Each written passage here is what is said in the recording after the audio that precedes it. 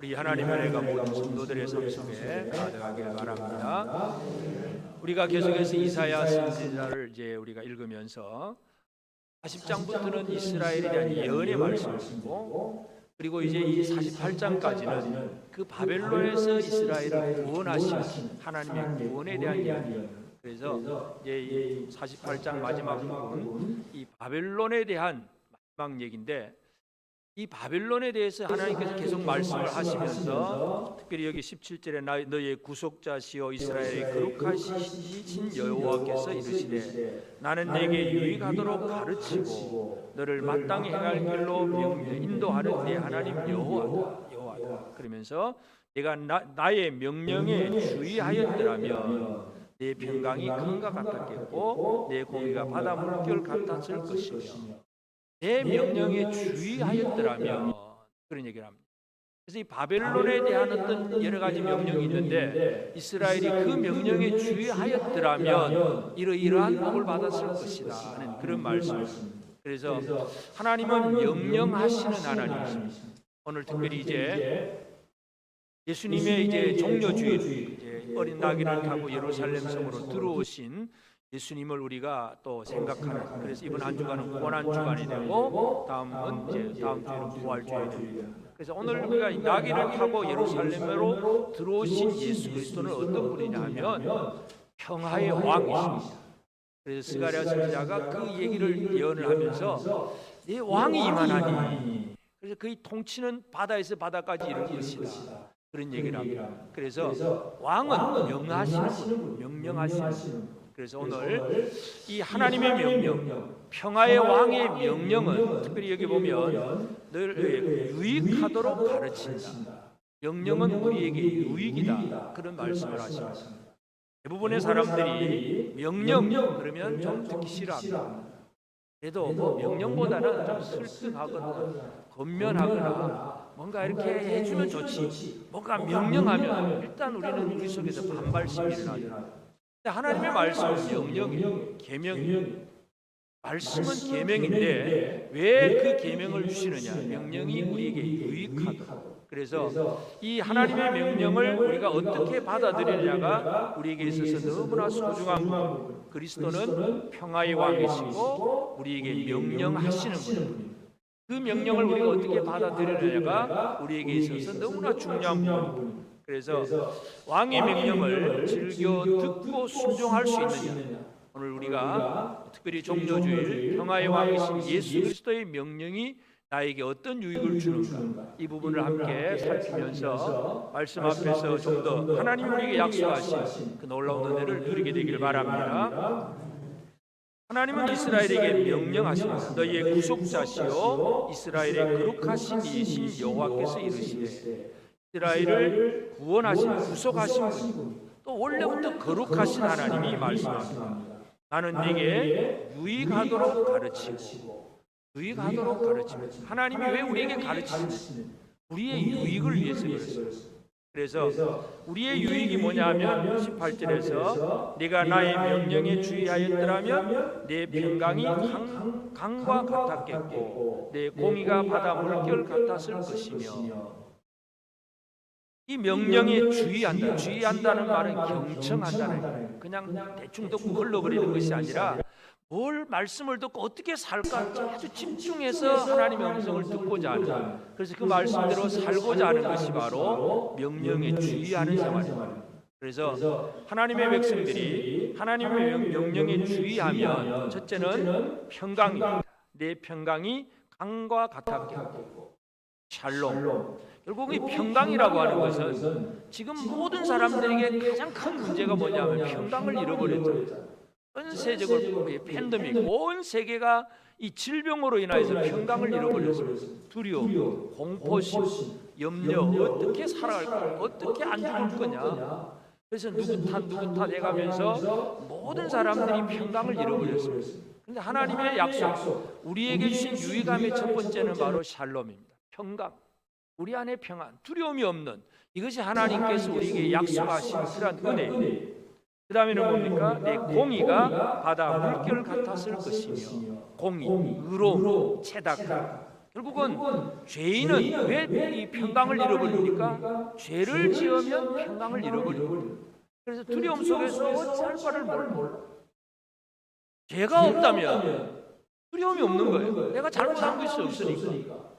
이 의라고 하는 것은 의로우신 하나님 앞에 당당하게 나아가서 하나님과 함께 할 수 있는 사람. 그래서 평강과 공의라고 하는 것은 우리 자신에게 주시는 복이기도 하지만 특별히 하나님과의 관계 속에서도 아무런 거리낌이 없이 살게 하는 하나님의 명령에 주의하는 자에게는 바로 이와 같은 복을 약속을 하고, 그 다음에 또 19절에는 뭐라 그럽니까?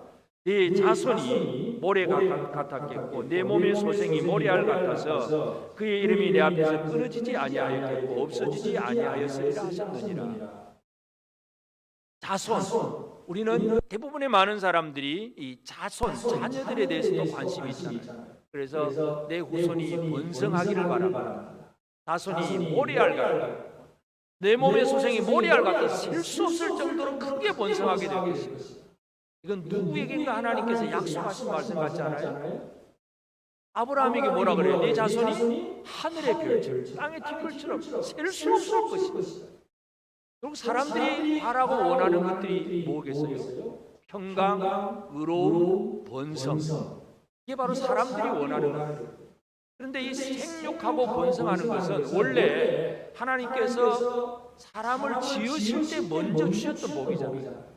창세기 1장에서 1장 28절에 하나님이 그들에게 복을 주시며 하나님이 그들에게 이르시되 생육하고 번성하여 땅에 충만하라, 땅을 정복하라, 바다의 물고기와 하늘의 새와 땅에 움직이는 모든 생물을 다스리라. 생육, 번성, 충만하라. 이게 범죄 이전에 하나님의 형상대로 지음받은 사람에게 약속하신 그 복이에요. 이게 우리가 지금도 바라고 있는 거예요. 그런데 이것을 잃어버린 사람들은 두려움과 불의함 속에서 어떻게 하면 또 좀 살아남아 볼까, 자손을 어떻게 버텨내 볼까, 이게 모든 사람들의 공통적인 그런 관심사이고 또 삶의 목적이기도 해요, 대부분의 사람들은. 그래서 참 이러한 것들은 우리에게 유익함인데 하나님께서 백성들에게 하신 말씀이 거예요. 내 명령에 주의하면 이렇게 되었을 어느 것을 그 얘기. 내 명령에 주의하려 하면 평강이 강과 같을 것이다.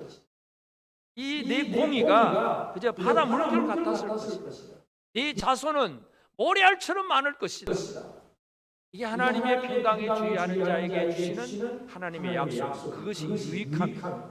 내가 그렇게 유익되도록 내가 가르쳤다. 하나님은 그렇게 말씀을 하고 계십니다. 그래서 하나님의 말씀이 평강이라고 하는 것은 자기 백성들의 유익 때문에 주신 말씀이라는 것을 기억을 해요. 그 다음에 또 뭐라고 하느냐면 17절 그 뒷부분에 보면 너를 마땅히 행할 길로 인도하는 내 하나님 여호와라.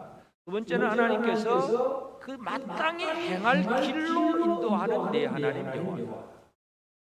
물론 아무 길로나 인도하지 않는다는 걸 우리가 분명히 알 수가 있겠죠. 내가 마음대로 살면서 나는 내 마음대로 살면서 하나님 도와주세요 그런다고 하나님 도와주시는 게 아니에요. 마땅히 행할 길로 갈 때에 하나님의 인도하심이 있습니다. 하나님의 인도하심이 어느 정도로 나타나느냐 하면 21절에 보면 여호와께서 그들을 사막으로 통과하게 하시던 때에 그들이 목마르지 아니하게 하시되 그들을 위하여 바위에서 물이 흘러나게 하시며 바위를 쪼개사 물이 솟아나게 하셨느니라. 이스라엘 백성들이 광야에서 모세와 함께 광야를 지나가던 그 얘기를 그대로 반복을 하면서 바벨론 포로에서 돌아올 때도 그렇게 해주시겠다. 사막에서 물 없는 메마른 사막에서도 결코 목마르지 않게 하나님의 인도하심은 바로 이런 얘기입니다. 하나님은 자기 백성들이 마땅히 행할 길로 인도해 주시는, 그래서 그 인도는 단순히 길만 가르쳐주는 내비게이션 정도가 아니라 그 길로 행하는 자에게 필요한 모든 것을 공급하시는 하나님이라는 사실을 우리는 기억할 필요가 있습니다. 하나님 그 얘기를 하고 계십니다. 그래서 우리는 우리가 행하는 길이, 우리가 지금 행하는 길이 마땅히 행할 길이라면 이제는 우리는 두려워할 필요가 없다는 것이죠. 이 세상에 많은 사람들은 마땅히 행할 길이 아닌 엉뚱한 길로 지금도 많은 사람들이 대부분 그렇게 가고 있죠. 하나님이 말씀하신 길이 아니야.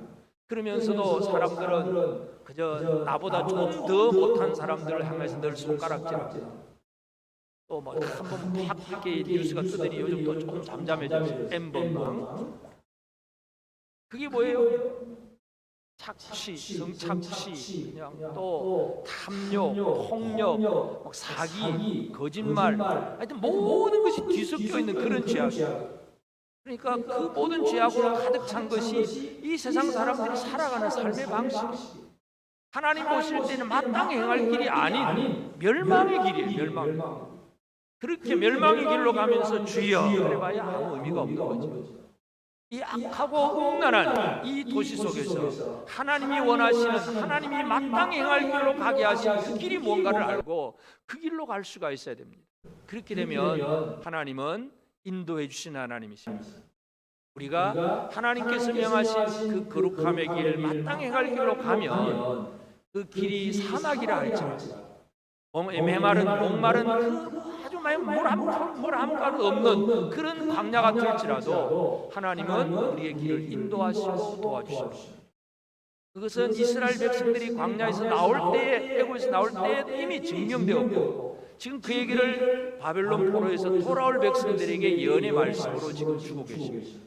그래서 하나님은 자기 백성들이 유익하도록 가르치고 또 그 백성들이 또 그 길을 마땅히 행할 길을 잘 갈 수 있도록 인도해 주시고 모든 것이 하나님 자기 백성 중심입니다. 그냥 어떻게 하든지 이 백성들을 잘 살리기 위해서 잘 보존하기 위해서 자기 백성들을 돌보시는 그 하나님, 이 하나님의 손길을 우리는 이해할 필요가 있습니다.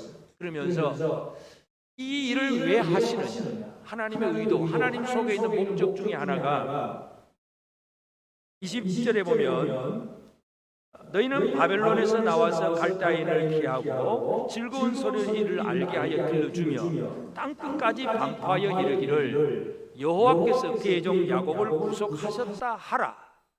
여호와께서 그의 종 야곱을 구속하셨다 하라. 여호와 하나님 이런 구원을 이루셨다고 그 얘기 좀 하라니. 우리가 이 앞부분에 살펴봤지만 이스라엘의 구원이 뭐예요? 하나님을 선전하는, 하나님을 드러내는. 하나님은 자기 백성들이 유익을 위해서 모든 걸 다 주시는데 그 모든 것들이 결국 뭐예요? 하나님의 영광을 드러내는. 하나님이 사람을 지으셨을 때에 하나님의 형상대로 사람을 지어놓죠. 그리고 모든 걸 다 주셨어요. 복을 주시고 통치권을 주시고. 그건 왜 그렇습니까? 우리에게도 복이 되지만 결론적으로는 하나님의 영광. 결국 우리가 하나님의 형상대로 제대로 살아나면 하나님의 영광이 나타난다는 것입니다. 이 목적을 위해서 하나님의 백성들이 지금 복을 받고 또 그렇게 쓰임을 받고 있습니다. 그래서 하나님께서 이스라엘 백성들에게 주신 약속은 바벨론에서 나오라. 바벨론에서 피하고 그리고 갈대아 사람들을 피해라. 그래서 바벨론, 갈대아인, 바벨론이라고 하면 땅 지역을 얘기하는 거고 갈대아인 그러면 그 사람들 얘기. 그곳에서 나오고 그 사람들을 피하라. 이제 이 바벨론 포로에서 돌아올 때에 스가랴 선지자가 그런 얘기를 합니다. 스가랴 2장 6절 7절에 보면 오호라 너희는 북방 땅에서 도피할지어다 여호와의 말씀이니라. 이는 내가 너희를 하늘 사방에 바람같이 흩어지게 하였음이니라. 여호와의 말씀이니라. 바벨론 성에 거주하는 시온아 이제 너는 피할지니라. 바벨론 포로에서 돌아와서 학개와 스가랴 선지자 두 선지자가 강조하는 얘기 뭐냐면 처음에 왔던 선지자 그 백성들이 예루살렘에 와서 성전을 짓다가 어려운 문제에 부딪히니까 포기를 해버렸어요. 성전이 건축이 중단이 되고 더 이상 진척이 안 되는. 그래서 학개와 스가랴 선지자가 외치는 얘기가 이 성전을 다시 재건하라고 힘을 내라고 그런 얘기를 합니다. 그러면서 스가랴가 하는 얘기가 바로 바벨론 성에 거주하는 시온아 이제 너는 피할지니라. 바벨론에 그대로 있지 말고 좀 그곳에서 나와. 북방 땅에서 나올지니라. 안 나온다는 얘기죠. 여러분 바벨론 포로가 되었던 백성들이 1차, 2차, 3차로 해서 포로에서 돌아오기는 돌아옵니다. 그렇지만 100% 돌아온 건 아니에요. 여전히 그 땅에 남아있는. 그럼 돌아오라는 얘기가 뭐예요? 돌아와서 할 일이 있다는 얘기죠. 그 할 일이 바로 성전을 재건하는. 성전을 재건하는 일에 이게 스가랴와 함께 스가랴가 아주 집중을 했기 때문에 돌아오라 그 얘기를 합니다. 그러면서 성전을 다시금 재건하게 하고 예루살렘 성전이 재건이 되면 그것이 결국은 하나님의 영광이 되는 것입니다. 그래서 하나님께서 이스라엘 백성들에게 명령하시는 하나님이시지만 그 명령이라고 하는 것은 하나님 아무것도 안 하고 백성들만 부려먹는 그런 명령이 아니라 백성들을 유익하게 하시고 그리고 그들을 인도하시고 함께 하시는 하나님의 방법이 바로 하나님의 명령이라는 것을 기억해야 됩니다. 우리는 우리에게 들리는 모든 말씀이 그냥 힘들고 귀찮고 어렵다 그렇게 표현할 것이 아니고 이 계명이 이 명령이 내 유익이다. 그리고 이 명령을 주시는 하나님은 명령을 수행하는 나와 더불어 함께 하시는 하나님의 방법이거든요. 그러므로 말미암아 나도 복을 받고 하나님께도 영광이 돌아간다. 이것이 바로 지금 이사야를 통해서 하나님께 주시는 말씀. 그러면 하나님께서 이렇게 말씀을 하신 것을 결국은 오늘 우리가 이 종려주일에 생각할 것은 평화의 왕이신 예수 그리스도는 우리에게 어떤 일을 하셨는가 하는 것들을 우리가 다시 한번 살펴볼 필요가 있습니다. 예수 그리스도는 우리에게 어떤 유익함을 주시느냐 하는 얘기. 우리가 구약 성경을 읽으면서 좀 잘못될 수 있는 부분 중에 하나가 뭐냐면 그게 나오는 걸 그냥 문자적으로만 받아들이는 그 구약의 예언과 그 원리를 잘 알고 적용을 해야 되는데 문자적으로 하나님께서 내 자손을 모리알처럼 되게 할 거다. 내가 예수 잘 믿으면 내 후손이 그냥 막 엄청나게 많아질 거다. 그런데 여러분 바울이 결혼을 했습니까? 안 했습니까? 바울이 육신적으로 결혼을 안 했어요. 그러면 그 후손이 모리알처럼 많아요? 아예 하나도 없는 거지. 그러니까 문자적인 적용이 아니라 진짜 우리에게 어떤 복을 주시느냐 하는 걸 잘 이해를 해야 돼요. 요한복음 15장에 보면 12장에 요한복음 12장이 바로 예수님께서 어린 나귀를 타고 예루살렘 속으로 들어오시는 그 과정이에요. 그래서 나귀 새끼를 타고 들어오는데 사람들이 그 나귀 새끼를 타고 예수님이 들어오실 때 막 사람들이 호산나 찬송을 하고 다윗의 자손 예수님 호산나 찬송을 하고 예수는 다윗의 자손 우리 왕이라는 얘기죠. 그러면 지금 구원해달라고 호산나라고 이렇게 찬송을 하고 그래서 많은 사람들이 그렇게 하니까 어린아이들도 막 그렇게 하니까 유대인들은 또 시기하고 또 막 질투를 합니다. 그렇지만 예수님은 찬송을 받으셨어요. 찬송 받으셔서 이제 예루살렘으로 들어오셨습니다. 그 명절에 들어오셔서 이제 예수님이 사람들에게 이제 말씀을 하고 가르칠 때에 요한복음 12장에 이제 그 다음 내려가면 23절 앞에 보면 헬라인들이 예수를 만나고 싶어서 빌립에게 나 예수님 좀 만납시다. 만날 좀 어떻게 좀 약속 좀 잡아주세요 하고 헬라인들이 빌립에게 그렇게 요청을 합니다. 빌립이 또 안드레하고 둘이 같이 예수님 앞에 와가지고 저 헬라 사람들이 예수님을 만나기를 원합니다 하는 그 얘기를 합니다. 그때 예수님 뭐라고 하느냐면 요한복음 12장 23절에 보면 예수께서 대답하여 이르시되 인자가 영광을 얻을 때가 온다. 헬라인들이 만나러 온다고 하니까 인자가 영광을 얻을 때가 되었다. 영광을 얻을 결국은 예루살렘이라고 하는 유대인들 중심의 그 유월절이라고 하는 명절과 그리고 예루살렘 전부 유대인 중심인데 그곳에 헬라 사람들이 나타나서 예수님 만나고자 한다는 그 얘기 듣고는 인자가 영광을 얻을 때가 왔다. 그렇게 표현을 하십니다. 그러면서 이제 쭉 이렇게 얘기를 하고 그 다음에 그 영광에 대해서 말씀을 하신 다음에 제일 마지막으로 무슨 얘기를 하느냐면 요한복음 12장 50절에 보면 나는 그의 명령이 영생인 줄 아노라. 그러므로 내가 이르는 것은 내 아버지께서 내게 말씀하신 그대로니라. 예수님 뭐라 그럽니까? 그의 명령이 하나님의 명령이 영생인 줄 아노라. 하나님의 명령이 아들은 뭐라 그럽니까? 영생이라고 그럽니다. 하나님의 명령은 우리의 영생이에요. 이게 예수님의 선포하신 말씀. 다시 말해서 우리가 누리는 유익함의 핵심이 뭐겠습니까? 물론 마음의 평강도 있어야 되겠고 의로움이라든지 뭐 자손의 번성이라든지 많은 것들도 필요하겠지. 근데 그 모든 것들을 결론 종합적으로 완성시키는 예수님의 말씀은 뭡니까? 하나님의 명령은 영생인 줄로 안다. 하나님의 명령은 그것이 바로 우리에게 영생입니다. 영원한 생명이에요. 영원토록 하나님과 함께 할 수 있는 그 삶이 하나님의 명령이다.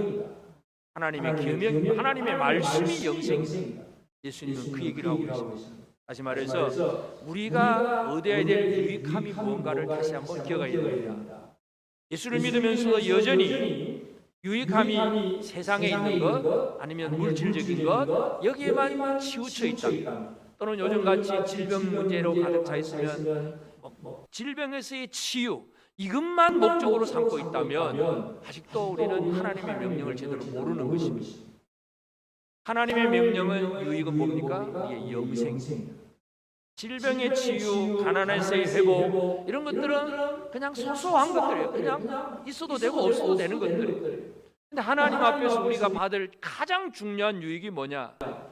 이 평화의 왕이신 예수님이 들어오셔서 주신 말씀이 그의 명령이 영생인 줄로 알아. 그래서 예수님은 내가 말하는, 내가 이러는 것은 내 아버지께서 내게 말씀하신 그대로, 하나님 아버지가 하신 말씀 그대로를 들려주신다. 이게 영생이에요.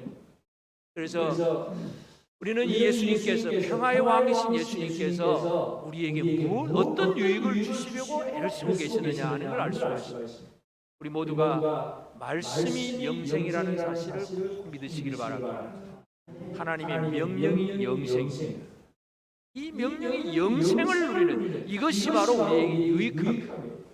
세상에서 조금 더 있고 없고 이거 가지고 뭐 좋고 나쁘고 그 얘기가 아니라 아무리 세상에서 건강하고 부자로 살아도 영생 없으면 아주 부질없는 것이잖아요. 영생이 가장 핵심이라는 거. 우리의 유익함에 가장 중요한 것은 바로 영생입니다.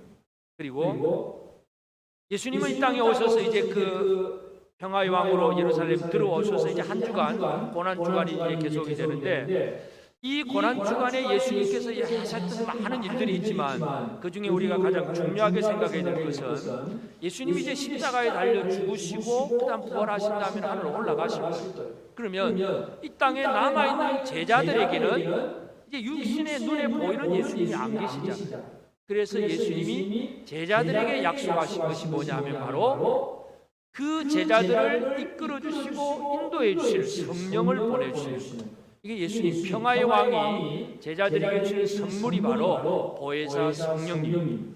그래서 이 성령은 어떤 분이냐면 요한복음 16장 13절에 보면 그러나 진리의 성령이 오시면 그가 너희를 모든 진리 가운데로 인도하시리니 그가 스스로 말하지 않고 오직 들은 것을 말하며 장래일을 너희에게 알리시리라.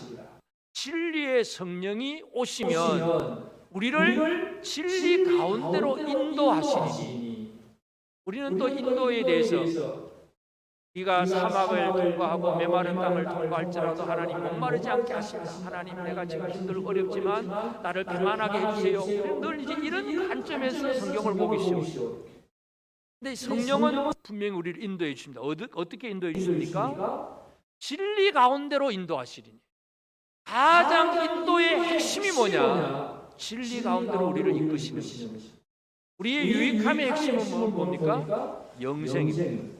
우리를 인도하시는 그 인도하심의 핵심은 뭐예요? 진리 가운데로 인도하시는 것. 왜냐하면 아무리 세상에 다른 것이 많이 있어도 진리가 없다면 그 사람은 제대로 인도를 못 받은 사람입니다. 이 세상은 다른 얘기가 참 많잖아요. 그래서 이 코로나 바이러스로 어떻게 빨리 백신이 발견되느냐, 치료자가 만들어지느냐, 우리나라는 대응을 잘했느냐, 못했느냐, 별별 뉴스가 지금 우리가 많잖아요. 또 요즘 또 사람들이 많이 또 온갖 매체들이 또 뉴스를 이제 집중적으로 보도하는 거예요. 100만 원 줄까 말까. 나라에서 100만 원씩 주면 여러분 좋겠습니까? 안 좋겠습니까? 실제적으로 지금 당장에 어려워서 100만 원이 필요한 분들도 계세요. 지난 주간에 어떤 분 얘기했는데 개척교회 목사님 한 분 들으니까 이 코로나 발생하고 나니까 교인들이 스스로 알아서 그러니까 목사님 가족 식구들끼리만 예배를 드려요. 월세는 계속 나가야 돼요. 이거 뭐 힘든 일들이 너무 많아요. 그런 분들에게는 100만 원도 크지. 그러나 실제로 대부분 어느 정도 경제적인 생활을 하는 사람들에게 있어서는 뭐 100만 원이든 50만 원이든 60만 원이든 뭐 크게 받는다고 해서 뭐 얼마나 삶이 나아지겠습니까? 그거 없는다고 해서 바로 굶어 죽겠습니까? 필요한 사람은 어느 정도 있긴 하겠지만 나는 받니 못 받니 70% 되니 안 되니 뭐 하는 사람들이 그게 그냥 집중을 하고 있어요. 이게 사탄의 시스템. 어디에 집중하게 합니까? 돈에 집중하게 합니다. 돈만 받으면, 돈만 있다면 잘 될 건데 진리가 아니에요. 어떻게 사는 게 진리냐를 추구하지 않냐고 이 세상은 돈을 보게 합니다. 어떻게 하면 건강하게 살 것인가? 어떻게 하면 남들보다 좀 더 내가 좀 뻣뻣하게 살 것인가? 사람들의 전부 엉뚱한 데 관심을 가게 합니다. 그러면서 그렇게 잘 되도록 우리 예수 믿는다고 하는 사람들조차도 부자 되게 하옵소서, 그건 복권 당첨되게 하옵소서. 이게 얼마나 잘못된 성령은 우리를 진리 가운데로 인도하십니다. 우리는 이 세상의 뉴스를 보면서도 물론 보여지니까 볼 수밖에 없지만 거기에 휩쓸려 가서는 세상은 지금 이렇게 돈 하나 탁 던져놓고 전부 돈의 노예가 되게 만드는구나.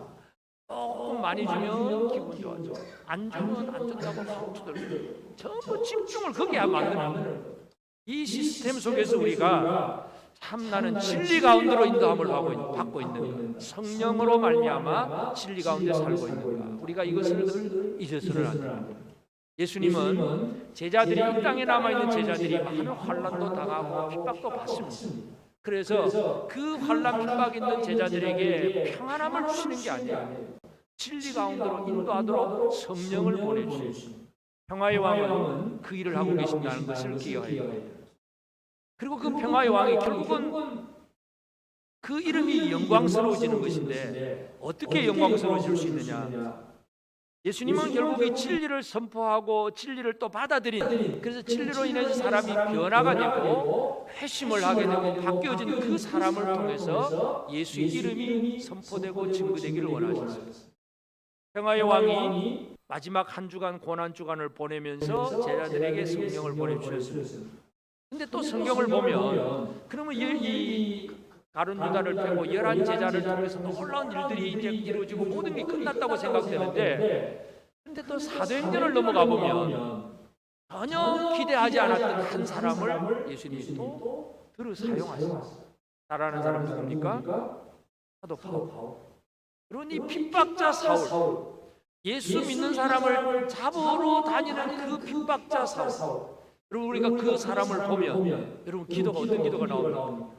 예를 들어서 이 세상의 정부라든지 뭐 이 세상의 환경도 지금도 교회를 하면서 얼마나 욕을 많이 합니다.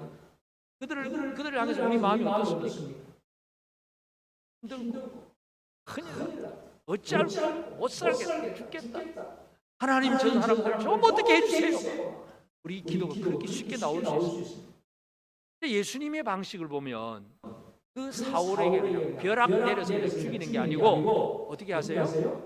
벼락보다 더 강한 빛으로, 그 강한 음성으로 바울의 심령을 뒤집어 놓습니다.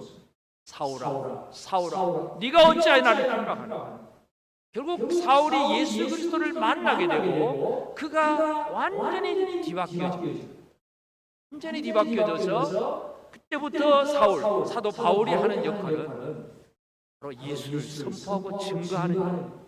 사도행전 도상에서 그 체험을 하고 나서 3일 동안 이제 눈이 멀어 있다가 아나니아의 안수동에서 눈이 떠진 다음에 바로 사울이 하는 것이 무슨 일이냐면 사도행전 9장 20절에 보면 즉시로 각 해당에 해당해서 예수가 하나님의 아들이심을 전파합니다.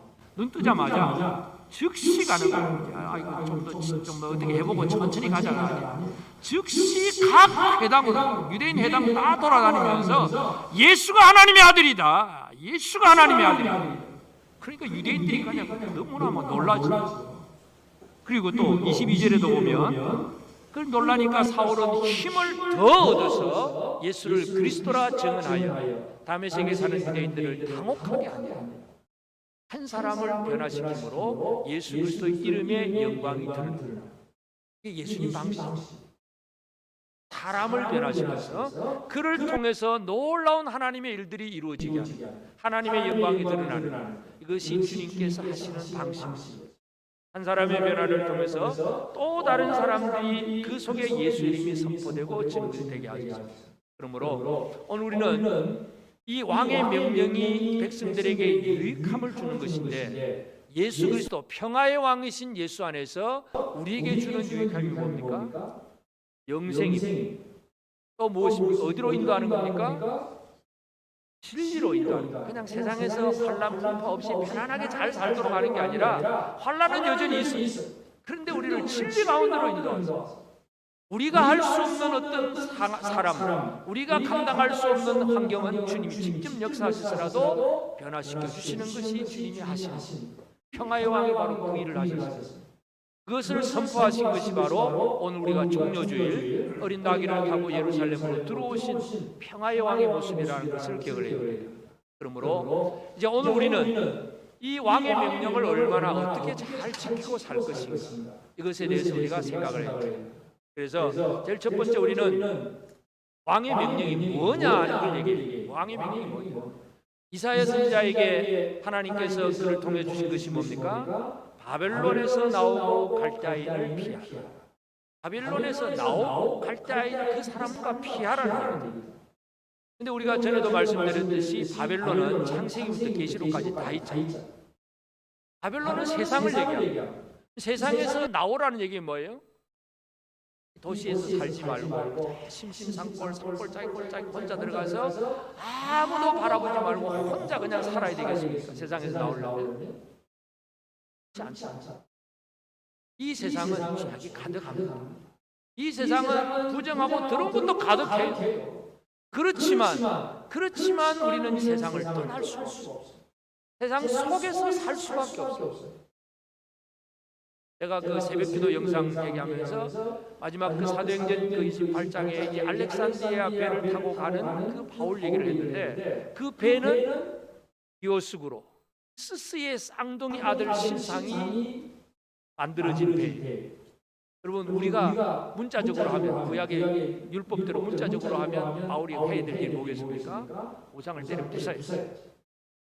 기도원처럼 우상을 때려 부숴야 돼요. 근데 바울은 그렇게 하지 않고 그냥 그 배 타고 로마로 들어가는 거예요. 여러분, 우리가 이 세상에서는 세상 밖으로 나갈 수 없어요. 그러면 왜 세상에서 이 바벨론에서 나오라고 또 피하라고 합니까? 그건 바로 구별하라는 거예요. 세상에서 살지만 세상과는 다른 삶, 구별된 삶, 다른 말로 거룩한 삶. 이 거룩한 삶이 우리에게 주시는 명령입니다. 이 거룩함이라고 하는 건 어떻게 이루어지느냐 하면, 베드로전서 3장 15절에 보면 너희 마음에 그리스도를 주로 삼아 거룩하게 하고.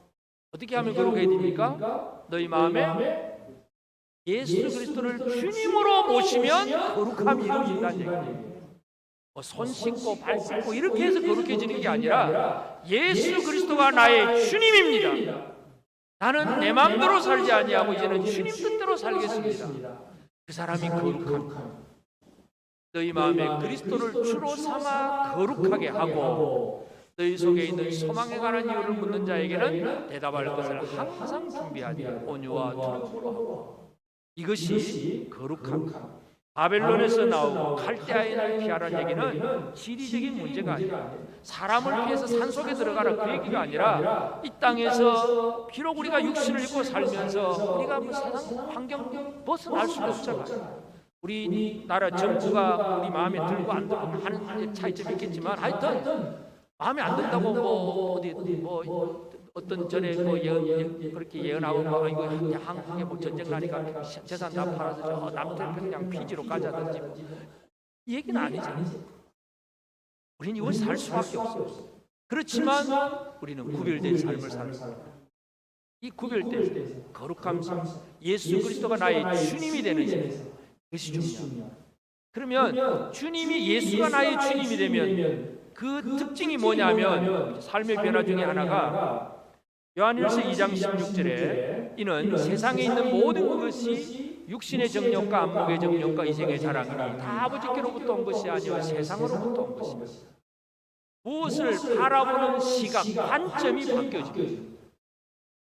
여러분, 이 하와가 뱀의 말을 듣기 이전에도 하와는 선악을 알게 하는 실과가 그 에덴 동산 중앙에 있는 걸 보고서 아무 마음이 없었어요. 아, 하나님이 먹지 말라고 하셨지. 그걸 끝이에요. 아무 생각이 없었어요. 그런데 뱀이 주는 말을 듣고 그 실과를 쳐다보니까 어떻게 됩니까? 먹음직스럽게도 보암직스럽게 지혜롭게 할 만큼 탐스럽게 그렇게 보이는 거예요. 관점. 거룩함의 생활은 말씀 성경적인 관점으로 이 세상을 바라보면서 세상 속에 사는 것입니다. 세상의 관점으로 바라보면 여러분, 이 세상의 눈에 겉으로 보이는 것들 멋있어 보이고 화려해 보이는 게 너무 많잖아요. 저게 좋다 저게 좋다, 멋있다, 복받았다, 그런 얘기를 하지만 이 말씀의 관점으로 이 세상을 바라보면, 여러분, 소돔성이 말씀의 관점으로 바라보면 그 안에 있는 모든 것들이 뭐가 됩니까? 소식이다. 말씀의 관점으로 이 세상을 바라보면 이 세상은 마지막 심판에 대한 불소식밖에 안 돼요. 그런데 여기에 우리가 온갖 관심을 두고 사랑을 두고 생각을 둔다는 것은 예수 그리스도를 주로 영접하지 않은 자들의 시각. 그러므로 우리의 구별과 우리의 거룩함은 관점이 바뀌어지는 겁니다. 그것이 세상 속에 살지만 바벨론에서 떠나는 생각. 우리의 생각, 바라보는 시각이 말씀 안에서 이 세상을 바라보는 그런 시각이 되어지기를 바랍니다. 그리고 우리는 결국 성령의 인도하심을 받아야 돼요. 성령이 진리 가운데 우리를 인도하시는데, 우리는 어떤 어려운 환경에서 하나님 좀 나를 인도해 주셔서 좀 치료해 주시고 가난도 극복해 주시고 막 이런 길로만 늘 생각을 합니다. 물론 아프면 당연히 그런 기도가 나오지요. 나옵니다. 그 자체가 틀린 건 아닌데, 그러나 진짜 중요한 건 뭐예요? 진리 가운데서. 진리라는 말 자체는 뭐예요? 변함이 없는 거. 뭔가 변한다는 것은 진리가 없는 거예요. 진리가 아닌 거예요. 하나도 없는 것. 진리가 하나도 없는 것은 물이 없을 문자.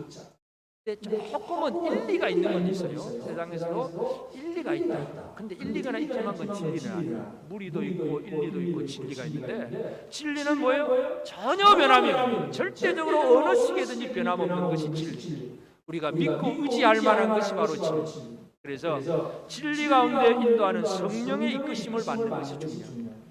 성령으로 이 진리의 영으로 인도함을 받는 겁니다. 요한일서 4장 6절에 보면 우리는 하나님께 속하였으니 하나님을 아는 자는 우리의 말을 듣고 하나님께 속하지 아니한 자는 우리의 말을 듣지 아니하나니 진리의 영과 미혹의 영을 이로써 아노라. 우리를 이끄는 것이 진리의 영과 미혹의 영 두 가지입니다. 미혹의 영의 대부분은 뭐냐면 결국 미혹을 해서 우리에게 뭔가 잘못된 걸 심어주는데, 뭘 심어주느냐 하면 결국은 예수 그리스도에 대해서 잘못 얘기를 합니다. 그래서 예수님을 주님이라고 얘기를 하긴 하면서도, 그런데 그 예수님께로 가려면 나를 통해야 돼, 이런 식으로.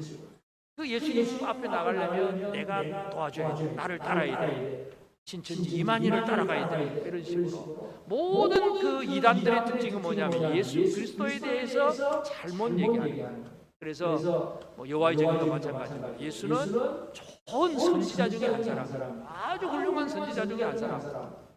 맞는 말이지요. 선지자, 그러나 유일하신 분. 그래서 모든 이단들은 예수께 대해서 잘못 얘기하면서 내가 예수라고 사람들은 자기 이름을 자꾸 드러내려고 할 때에 이게 전부 미혹의 영들입니다. 그래서 진리의 영은 다시 말해서 예수를 제대로 알게 합니다. 진리의 영의 인도하심을 받으면 바로 우리는 예수를 제대로 알고 예수 그리스도를 나의 구주로 제대로 의지하고 믿고 그와 동행하는 그런 삶을 살아갈 수 있어요. 그래서 성령으로 말미암아, 성령은 우리로 하여금 뭔가 이상하게 화물병을 보이고 어떤 그 능력 보이고 이런 정도로 생각하기 쉬운데, 핵심은 뭐냐면 성령은 우리가 진리이신 예수 그리스도 안에 제대로 서게 만드는 이 성령의 역사심을 우리는 늘 체험하며 살아가야 합니다. 그리고 우리는 그것이 결국은 이 평화의 왕이 우리에게 주신 것이 우리 평강인데, 오늘 본문의 그 마지막 절을 22절에도 보면 여호와께서 말씀하시되 악인에게는 평강이 없다 하셨는데, 악인에게는 평강이 없어요. 그러나 하나님의 명령에 주의하는 자, 명령을 경청하는 자는 평강이 강물처럼 흘러가게 되는 것입니다. 이 평강은 주님이 우리에게 주신 놀라운 복입니다. 예수님 제자들에게 약속하신 것도 요한복음 16장 33절에 보면 이것을 너희에게 이르는 것은 너희로 내 안에서 평안을 누리게 하려 함이라. 세상에서는 너희가 환난을 당하나 담대하라 내가 세상을 이겼다. 물론 예수님은 제자들에게 환난을 제거해 주신 분이 아니에요. 환난은 그대로 있어요. 너희가 세상에서는 환난을 당하나 담대하라. 평화의 왕의 명령이 뭐예요? 한마디로 담대하라니. 여러분 담대하십니까? 오늘도 이런저런 환경을 보면서 어떻게 살까? 두려워하고 주눅 들고 그렇게 살고 있지는 않으십니까? 예수님은 제자들에게 환난을 없애주시고 평탄한 대로만 열어주신 주님이 아니세요. 환난을 당하나 담대하라 내가 세상을 이겼다. 평화의 왕의 명령은 한마디로 담대하라는 것입니다. 우리가 처해 있는 여러 가지 상황 속에서 아무리 힘들고 어려울지라도 우리의 마음은 우리에게 주신 주님의 명령은 뭐냐? 담대하라는 것입니다. 이 담대함에서 흔들리고 오늘도 주눅이 들어서 큰일 났다 어쩌고 막 두려워서 흔들흔들 한다면 아직도 왕의 명령을 모르는 거예요. 왕은 우리 보고 뭐 하라고 그러십니까? 담대하라고 말씀하십니다. 환난을 당하나 담대. 여러분 이 세상은요 교회를 하면서 많은 핍박과 환난 많은 것들을 가져다 줘요. 그것 때문에 큰일 났다고 벌벌 떠는 그런 삶을 살지 않기를 바랍니다. 당연히 있을 거예요. 서문학교회를 하면서 10일 동안 환난을 받을 거다. 그러나 죽도록 충성해라.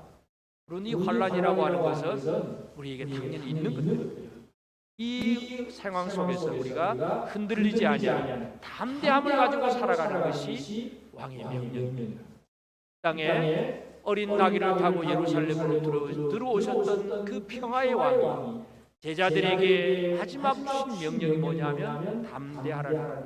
근데 실제로 보면 제자들은 담대했습니까? 못했어요.